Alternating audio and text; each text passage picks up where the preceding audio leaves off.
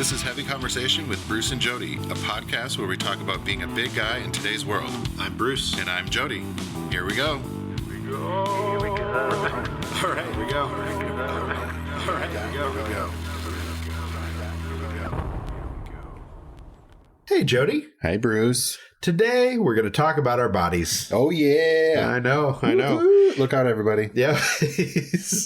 Yeah, I think, this is something that comes up a lot that for guys, we're not always encouraged to talk about how we feel about our bodies. Mm-hmm. Or how we feel in general. Yeah, like male body image is not supposed to be a thing, according to popular culture. You're either not supposed to think about it and not care, or you're supposed to be so secure with your body that it doesn't matter. Well, I'm here to say that nobody is totally 100% feeling great about their bodies. Yeah. Well, I'll say 98% of people out there are not in a place where they feel like everything is perfect all the time. I mean, and I don't think that should ever be a goal, is to everything is perfect and anything like that. But right. I think being comfortable in your own skin, that kind of, accepting your body the way it is, being okay with your body, that kind of stuff is really important. Perfection is not important because that's boring. Right. That's my kind of thought on that. I think that it's also important to think about what is perfection to you? What does that mean? Mm-hmm. Is perfection this idea that you have to be like chiseled and perfect? Is it? Yeah. What is that? I totally agree that I think those are not things. That's not something to aspire to. Mm-hmm. That's not something to look at. I think this conversation is important to me because number one, it's not being had enough, and number two, I think that for people who are aware of the body positive community and aware of the kind of work that we do, it's easy to look at people on Instagram and look at people's websites and see them living their greatest lives and being big and doing all this stuff, and that is not your everyday 24/7 life. Mm-hmm. Yeah. The things you see on Instagram, I'm sure if you're listening to this, you already know, but that is a specific. It is a tailored experience. Yeah. And I think we've talked about that before. It's a highlight reel of what people are actually doing. Right. They're living a life that they think is this image. Right. And then they're posting just those pictures. They're not posting the pictures of their feeling crappy days. Right. Most people don't. The day that nothing you put on feels good or looks good, right. That when you're like, oh, I don't know what to wear. This is all gross. And what, sure. That's not what people are posting about. They're like, oh, this new thing or this amazing whatever. Yeah. You got to remember that when you go down that rabbit hole of, oh my God, these people are so much better than me or whatever. But it's also important to say that it is okay to have those days and to feel that way, because that's the thing that I think we see out there in culture is that we're told, okay, we always have to feel good about our bodies. Well, that doesn't happen for anybody. No. There are always these days where you're not going to feel good, or there might be a thing about yourself that you don't feel great with. Yeah. And I mean, I know for me, I definitely have those kind of days where I'm in general, I feel I love my body. I feel good about who I am, and how I look and all of that. But there are definitely things where I'm like, ooh, well, there's a little too much like flab on that leg, or, absolutely. Or I'll look at my gut sometimes and be like, I don't know. Right. And a lot of that stuff is just like, I think it's ingrained. And if I break it down and I step back and think about it, it's like, okay, why does that matter to me? It's because I'm thinking, okay, well, if somebody sees me out in public and they see me wearing something and notice that I have a round belly, how are they going to feel about me? Or, is my wife going to be okay? Or with the way I look, or, and it's all these things that, number one, nobody cares. Most people don't care. People don't care. Well, because everyone has those same thoughts. Right. Everyone's focused on themselves. Like, oh my God, what are other people going to think of me? Totally. Most people aren't like, outwardly focused, like, oh my God, look at everyone else. I can't believe the way they look. Exactly. Most people don't do that. Most people are like, oh my God, I can't, I hope people don't notice whatever about me, about themselves. So I think it's important to remember that it sounds weird. Most people are kind of self-centered but they are, though. They are, absolutely. Everyone has those same thoughts. Yep. They have their problem areas or their things that they're like, oh my God, whatever. Mm-hmm. Don't notice. Don't look at me. Don't look at that. Right. Whatever. Right. And everyone's feeling that. So they're not actually noticing you. Right. Right. It sounds weird and harsh, but it's true. It's true. And most people, that's absolutely something. Mm-hmm. I mean, most people are focused on themselves. So yeah, I get that. And I think that, like I said, it's okay to feel however you feel about your body, but it's also really important that you step back and take a look at it and notice the good things about it. If your body's gotten you this far, it's strong. Being around or having these different things is not a negative. It's not a bad thing. There are a lot of things that you need to take time and look at yourself and find those things about yourself that you love, because it's really easy for all of the negatives to build up and for that to always be your thing and just be like, oh, I suck. And that's not the case. Yeah. And I think, we're kind of in the newish part of the year. I think a thing for me is to surround myself with more positive people and people that are supporting me in the things that I'm doing or the way that the way that I look or whatever, they just have more of a positive outlook on life. That's and that then you just, all that other stuff kind of you start to take off those layers of whatever, the way I don't like this or I don't feel good about this. You start focusing more on the positive things that are going on. The people you're around, that makes a huge difference. Exactly. If they are talking negative about themselves and their bodies or picking you apart in a lot of ways, that's something that you want to look at and revisit it. And not in every case that's that's happening where you're able to just step away from it. Maybe it's a family member or the spouse or something. Yeah, you need to start limiting or calling it out. Address those things. Call it out. How about we focus on what good things happened today? I think you've got to work to work through those things to either change them or address them in some way. Mm-hmm. That's kind of a big thing for me, is surrounding myself with people that are more positive. They have some sort of goal in whatever they're doing. They're driving towards a goal of some kind, like that positive outlook on life. And makes sense. Yeah. I see you're grabbing this can of beer over here. This beer makes me so happy. Okay.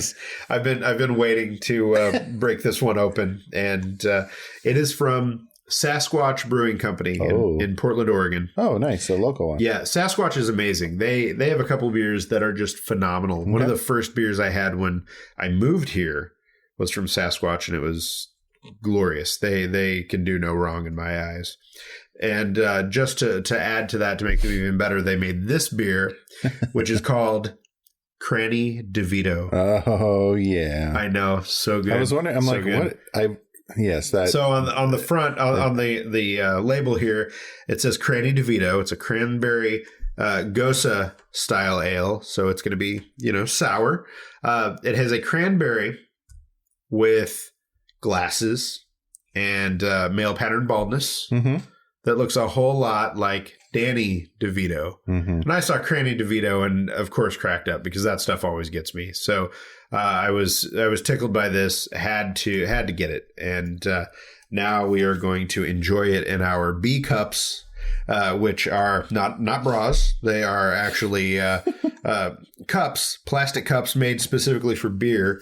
They have different types that have different shapes, and they're again, plastic, so you're not going to have to deal with the glass, which is always good for me because I freak out about glass. Yes.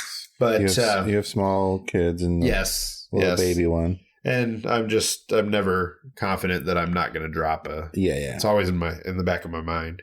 So these are the Funk glasses. Oh, yes, for the sour. Yep. So it's a light pink color with a smooth acidity and Oregon cranberries, rounded out with salinity and a sweeter finish. Apparently I can't talk. Ooh, that looks Wait, that doesn't look quite as... That's a unique smell. Doesn't look quite as pink as the picture, but... Ooh. Yeah, I know. It's funky. It's got a funky smell. I don't know that I want to even drink that. Right. Don't think about it. Smells a little like, dare I say, cat food.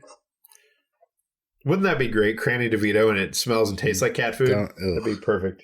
I don't know about that. All right, let's see. Sour? No, it's very sour. The problem with a lot of sours is that even if they try to make them different, they all kind of taste the same to me. That sour just blows everything out. Yeah, in the back of the tongue. It's got kind of a, I don't know what that is toward the end of the taste there. It's something else. There aren't a lot of descriptors anywhere for this. So it's sour. I was going to say I don't get a lot of cranberry, but it's sour. So yeah, cranberries are, so there we go. It's got the cranberry in the front of the tongue there, but it's got a weird, like, is it grainy? I don't know. What is that what's that taste at the end there? That's like, is it wheat? I can't tell what's happening here, but it's, there's something else going on. Well, it says something about salinity. So is it like salty? It is. It's salty. It is salty for sure. Yeah, it reminds me of a cucumber beer that I had that was like salty. Oh, yeah. Excuse me. I wouldn't say it's the greatest thing I've ever ingested, but that's not going to stop me from drinking it. And it's hard. It is really hard to describe because the sour just overpowers all the flavor. Yeah. It's fun. It's very pink colored. It is. It looks fun. Yeah. The label is fun. So but I'm trying to. What is the correlation there? Is there any story on the can? I don't see anything. There's nothing there. Nothing on Untappd. I mean, Cranny DeVito doesn't need a story. I guess that's all you need. Yep. Well, thanks, Sasquatch. We'll try some of your other sours, and I'll have to get the one that I really like. I can't remember what it's called now. My memory fails me. But Third Block from the Sun. Catch Me If You Can. They got a lot of. They do. They have a lot of really good ones, but there's one that is they got a 5-star from me for all right gloriousness. Well, I think more of this body stuff is being, like I said, just surrounding yourself with positive people that are. They're either they're okay with their body or they're presenting that they're like happy and they're not judging you on any of your things. Definitely. Trying to get out of your head a little bit about that and not, I have my days in the morning where getting my work clothes on and I'm like, oh my God, I don't have anything that looks good or whatever. Totally. And, but you put your clothes on, you get out the door and you go to work and get it going. And then you just kind of get past it. And, and I've had those days where you try to go buy new clothes and you're just like, God, nothing is good today. Yeah, like it's a bad day for me to go shopping because nothing is, really tripping my trigger or feeling good. So you just tried a different day. And I think it's also important, like we've said, it's important that the people that are around you are supportive. But I also think that thinking about your look and your style and what you want to look like and how you want to come off is also important. And that can be as simple as the way that you cut your hair or the glasses that you wear, or, do you have a beard? How do you style that? I mean, it can be all these little things. There are a lot of different little things that can contribute to how you feel about yourself. And body image is more than just how do I look when I'm naked in front of the mirror? It's also just how you feel about yourself. And how are you presenting? Yeah. Like, right. That confidence is a big thing about how you look and feel, like, and how you're perceived to others or whatever. But being confident in your body is good. That self-care stuff about, getting your hair done, doing your beard or whatever. And getting yourself ready for the day, I think that's, that stuff's really important to do, that self-care stuff, to put on your armor for the day and go out there and conquer the world. So last year, I've got a pretty specific haircut. It's a very specific look, and I got tired of it. And I was just like, you know what? I need to start over. I need to just be done with it and shave it off. And so I decided to go to the barber and get it shaved off. And the barber shaved it off, and as soon as it came off, I was like, no, I've made a huge mistake. Why did I do that? Yeah. And so now it's grown back in, and I finally got a haircut, and I'm just like, yes, this is it. Sometimes you need a little bit of a change to help figure out what will help you, what you need. And that was what I needed. I needed to make some kind of change. And for me, it ended up being a change that was like, okay, what I had before was what I do really like, and it works for me. But I had to do that. So don't be afraid of change. Try to get out of your comfort zone. If you're not happy with something like that, look at what you can do to kind of change things up. And I'm not saying go out and start exercising and lose weight. It's not that at all. It's saying there are a lot of things within your control that you can do to help kind of change your perspective on yourself. Yeah, and absolutely. That's important. Yeah. Yeah. Like, I think I would totally agree with that. I sometimes feel that I need to change up little things, and, you just do just a little bit. Sometimes it doesn't have to be a huge, shave all your hair off, right, kind of thing, but just changing it up a little bit, I think that's important. Another thing that we never know, you might just love the new thing. And, you might. Yeah, it'd be like a whole game changer. That's the thing about getting out of your comfort zone, is that you have to try these things to figure out what works. So being so tied to a specific thing doesn't always work, especially if you're not happy with that thing. Yeah. Another thing that we haven't really talked about is that a lot of times people tie negative self-body image into dating or lack of relationships or things like that. And I guess the thing that I would say about that is that there are lots and lots of people out there. There are lots and lots of people out there who like very different things. Oh, yeah. And just because you haven't met somebody right now who is interested in you as you are doesn't mean that you're not going to. Yeah, but I think that also comes down to, again, pushing your boundaries and getting out there and doing things differently, going out and joining a club, or getting a new hobby and trying new things. You got to get yourself out there. It's, people aren't going to just pound on your door. Right. Yeah, absolutely. You have to get out there and put yourself out there and be doing something that you love, and people are going to see that you're passionate about something, right? And they're also passionate about that thing, and you connect over those kind of things. And generally, when you love yourself, other people are going to see that and feel that and respond to that. I think there's positively a quote. Who is that amazing? I think it's RuPaul. You can't love yourself.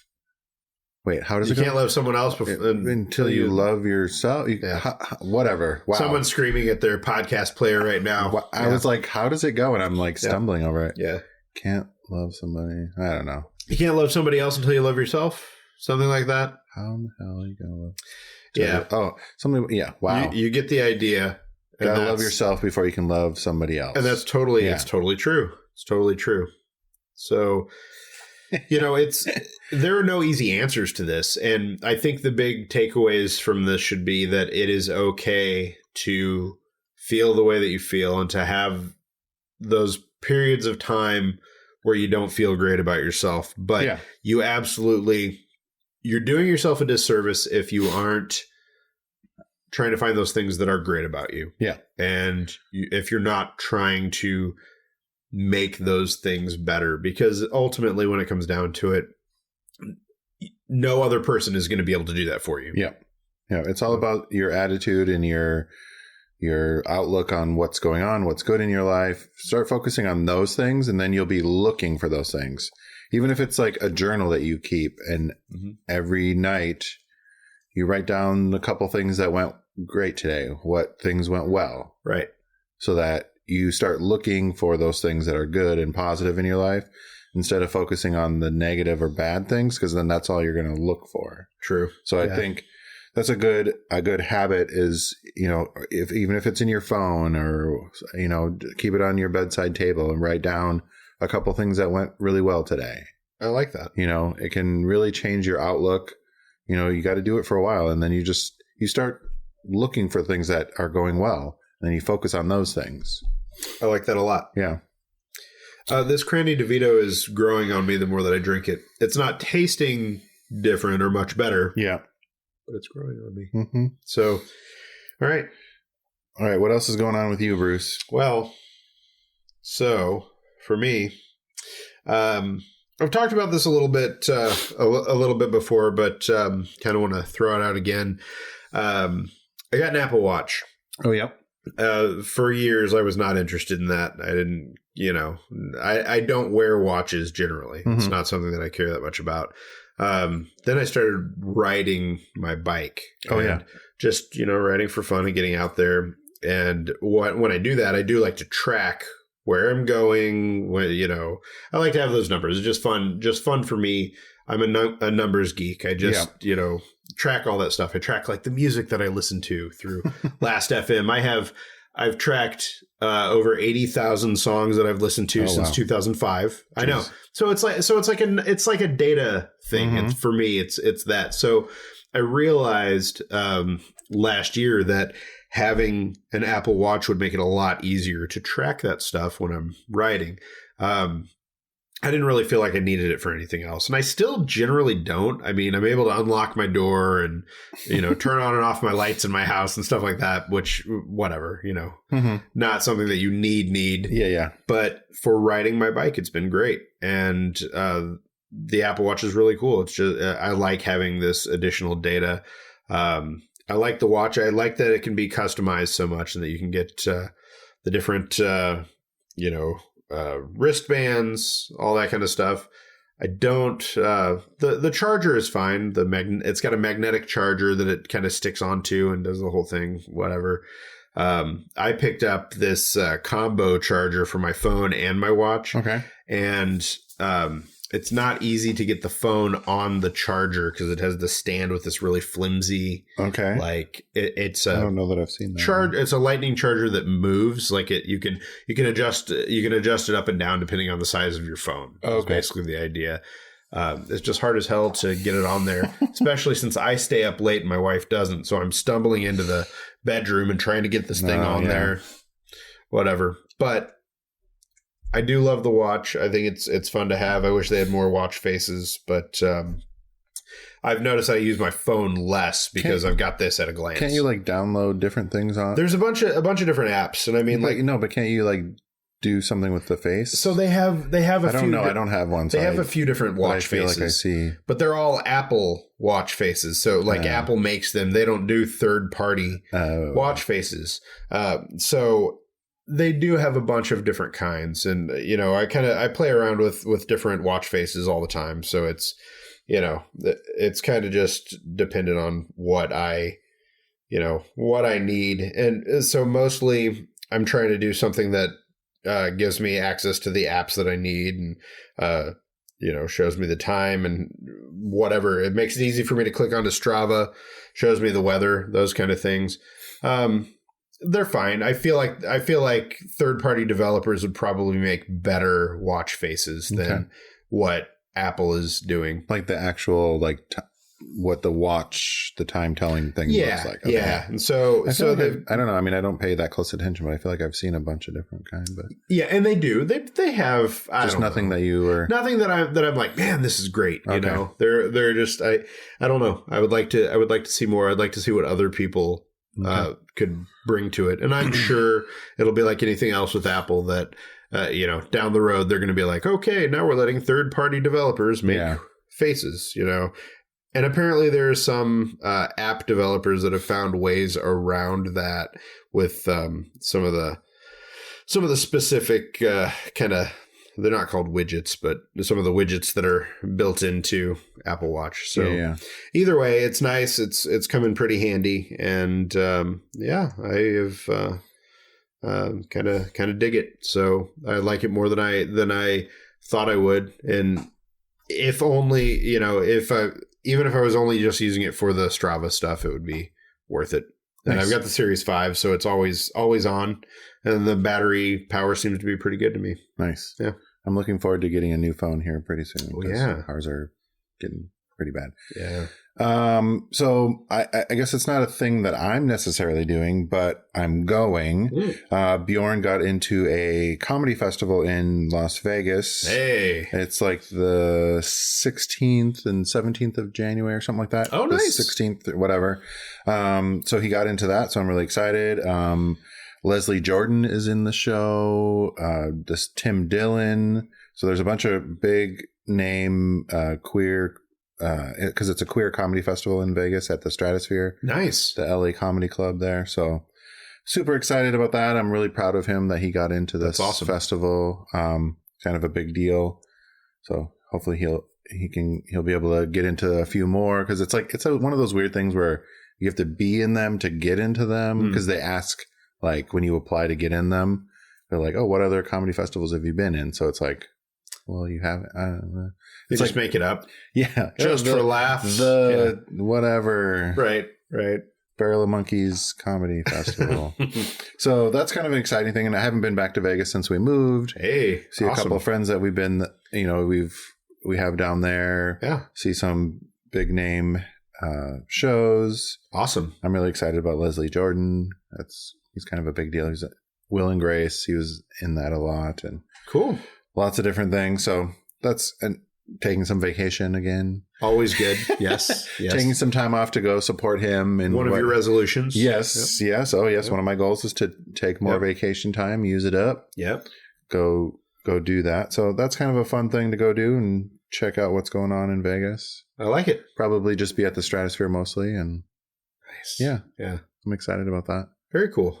So you can go if you're in Vegas or going to be in Vegas January 16th through the weekend, go to laughedout.com and check out and get some tickets to come see Bjorn. Yes. Yeah. He's pretty amazing, I got to say. He is indeed. All right. Well, this was another great episode. Thanks for coming along on this journey. It would be, if you're listening and you've been struggling with body image stuff, it would be great to know, like, how do you deal with it? What has worked for you? What's your strategy, or do you have a strategy? Is it something that you've figured out a way to handle? You know, send us some messages, tweet at us, send us emails, whatever. Find us on all the social media. You know where to find us. Absolutely. Well, thanks, Bruce. Thanks, Jody. Bye, everyone. Bye. Thanks for listening to Heavy Conversation. Be sure to like and subscribe on iTunes or wherever you get your podcasts.